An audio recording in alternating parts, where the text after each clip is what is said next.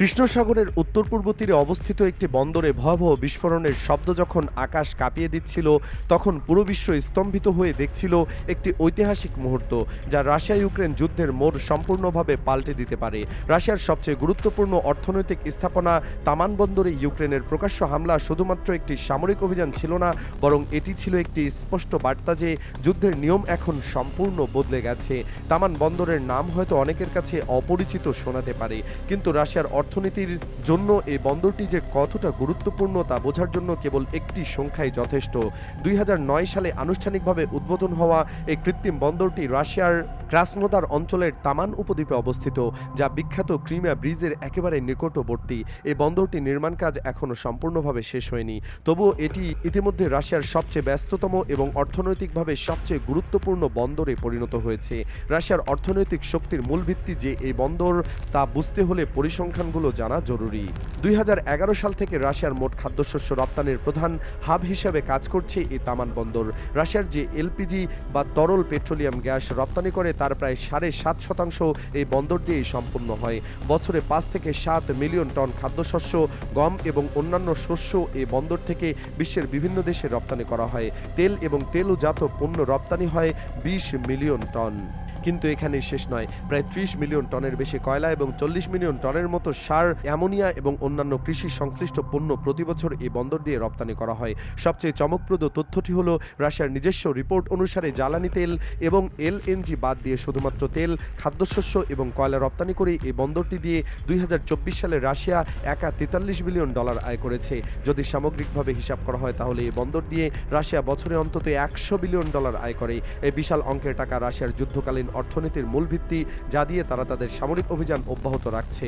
ইউরোপের অপর প্রান্তে রাশিয়ার বাল্টিক সাগর তীরবর্তী বন্দরগুলো দিয়ে পণ্য পরিবহন করতে হলে বেশ কিছু ঝুঁকির মধ্য দিয়ে যেতে হয়। বিভিন্ন দেশের নৌপথ অতিক্রম করতে হয়, আন্তর্জাতিক নিয়মকানুন মেনে চলতে হয় এবং পশ্চিমা নিষেধাজ্ঞার মুখোমুখি হতে হয়। এই কারণে কৃষ্ণ সাগরের তামান বন্দরের গুরুত্ব অপরিসীম। এই বন্দর ব্যবহার করে রাশিয়া সহজে মধ্যপ্রাচ্য, আফ্রিকা এবং এশিয়ার বিভিন্ন দেশে তাদের পণ্য রপ্তানি করতে পারে। এই কারণেই রাশিয়া যুদ্ধকালীন অর্থনীতির মূল মেরুদণ্ড হলো এই তামান বন্দর। আর ঠিক এই বন্দরে ইউক্রেন সম্প্রতি এক শক্তিশালী এবং নির্ভুল হামলা চালিয়েছে।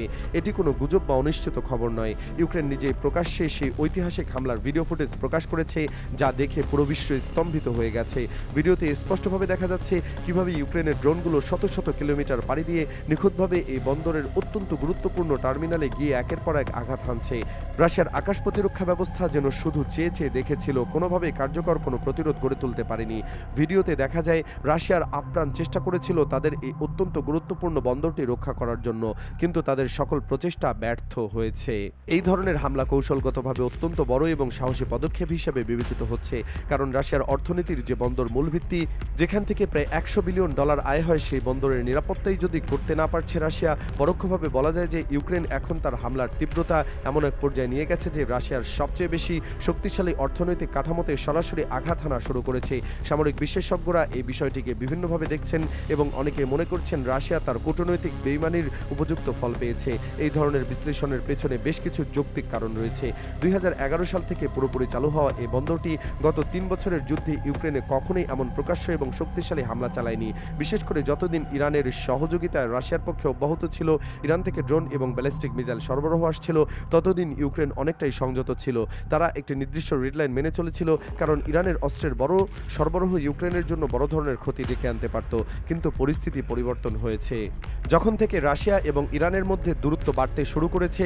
বিশেষ করে যখন রাশিয়া ইসরায়েলকে সহযোগিতা করার জন্য যুক্তরাষ্ট্রের প্রস্তাব বিবেচনা করতে শুরু করেছে এবং ইরানের বিরুদ্ধে একটি নির্দিষ্ট অবস্থান নিয়েছে, তখন ইরান রাশিয়াকে অস্ত্র সরবরাহ বন্ধ করে দেয়। এরপর থেকে রাশিয়ার বিরুদ্ধে ইউক্রেনের এই শক্তিশালী হামলাগুলো শুরু হয়েছে। রাশিয়া এখানে একটি বড় ধাক্কা খেয়েছে, কারণ সম্প্রতি দুবাইতে অন্তত 2 দফা রাশিয়া, ইউক্রেন এবং যুক্তরাষ্ট্রের মধ্যে বৈঠক হয়েছিল। সেখানে যুক্তরাষ্ট্র প্রতিশ্রুতি দিয়েছিল যে এই ধরনের হামলা ইউক্রেন আর করবে না। এমনকি রাশিয়া 7 দিনের যুদ্ধবিরতিও ঘোষণা করেছিল, কিন্তু ইউক্রেন এই ধরনের কোনো শর্ত মানছে না। রাশিয়া যখন শান্তির পথ খুঁজছে, যুদ্ধক্ষেত্র থেকে বেরিয়ে আসার উপায় খুঁজছে, এমনকি ইরানকে প্রকাশ্য বিরোধিতা করতেও রাজি হচ্ছে, তখন ইউক্রেন এই দুর্বলতার সুযোগ নিয়ে বারবার রাশিয়ায় আঘাত হানছে। আর রাশিয়া এই ধরনের গুরুত্বপূর্ণ আক্রমণের বিরুদ্ধে কার্যকর কিছু করতে পারছে না, এমন দৃষ্টান্ত একেবারেই কম। এখানে একটি গুরুত্বপূর্ণ প্রশ্ন উঠে আসে যা পুরো পরিস্থিতিকে আরও জটিল করে তুলেছে। প্রেসিডেন্ট পুতিন জোরের সাথে তার বক্তব্য বারবার ঘোষণা দিয়েছিলেন, যদি কোনো রাষ্ট্র রাশিয়ার মূল ভূখণ্ডের ভেতরে হামলা করে তাহলে রাশিয়ার সংবিধান অনুযায়ী তিনি পরমাণু অস্ত্র ব্যবহার করতে বাধ্য হবেন এবং তার সামনে আর কোনো প্রতিবন্ধকতা থাকবে না। অন্তত 3 থেকে 4 দফা পরমাণু অস্ত্রের হুমকি দিয়ে প্রেসিডেন্ট পুতিন স্পষ্টভাবে জানিয়ে দিয়েছেন যে তিনি অত্যন্ত গুরুতর এবং যে কোনো মুহূর্তেই এই অস্ত্র ব্যবহার করতে পারেন।